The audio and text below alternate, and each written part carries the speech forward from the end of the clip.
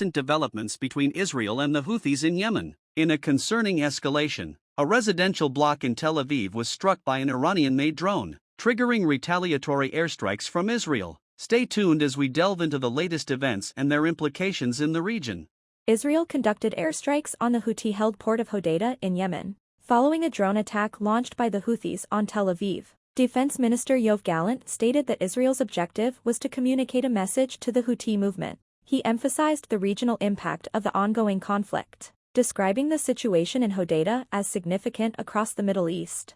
Houthi-affiliated media reported casualties, with 3 fatalities and over 80 injuries from Saturday's airstrikes. Houthi official Mohammed Abdulsalam condemned the airstrikes as aggressive Israeli actions against Yemen.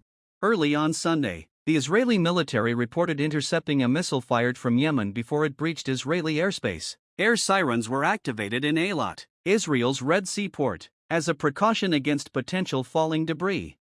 Mohammed Abdulsalam responded, stating that Israel's airstrikes were intended to pressure the Houthis into ceasing support for Palestinians in Gaza, which he insisted would not change. This marks the first direct Israeli response to what it claims have been numerous drone and missile attacks from Yemen targeting its territory in recent months. Videos from Hodeidah depicted extensive fires on Saturday evening. The Houthi-led government in Sana'a alleged that Israel targeted oil storage facilities near the coast and a nearby power plant. In a statement, the Israel Defense Forces, IDF, declared, following 9 months of sustained aerial assaults by Yemen's Houthis aimed at Israel, IAF, Israeli Air Force, fighter jets executed a comprehensive operational strike over 1,800 kilometers, 1,118 miles, away on Houthi military targets in the vicinity of the port of Hodeidah. The IDF affirmed its capability to operate wherever necessary and to strike any entity endangering Israelis. The operation on Saturday was named Outstretched Arm.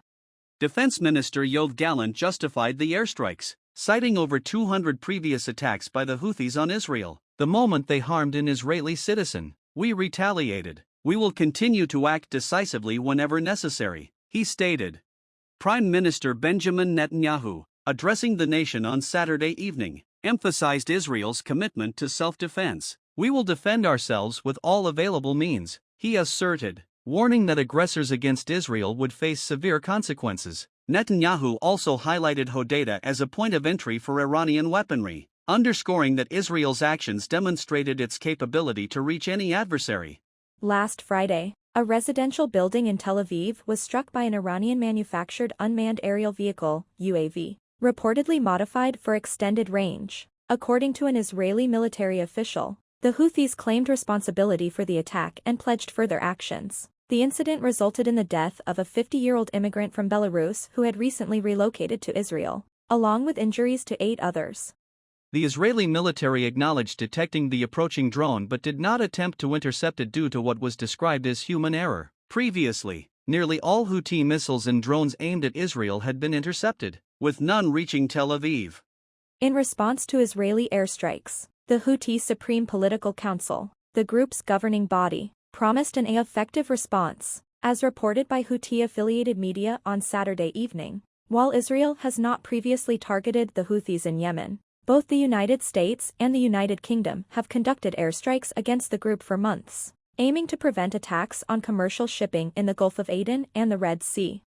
Initially, the Houthis claimed they were targeting ships linked to Israel or traveling to and from Israel. However, as airstrikes intensified, they expanded their targeting to include vessels associated with the UK and US, even those without direct ties to Israel.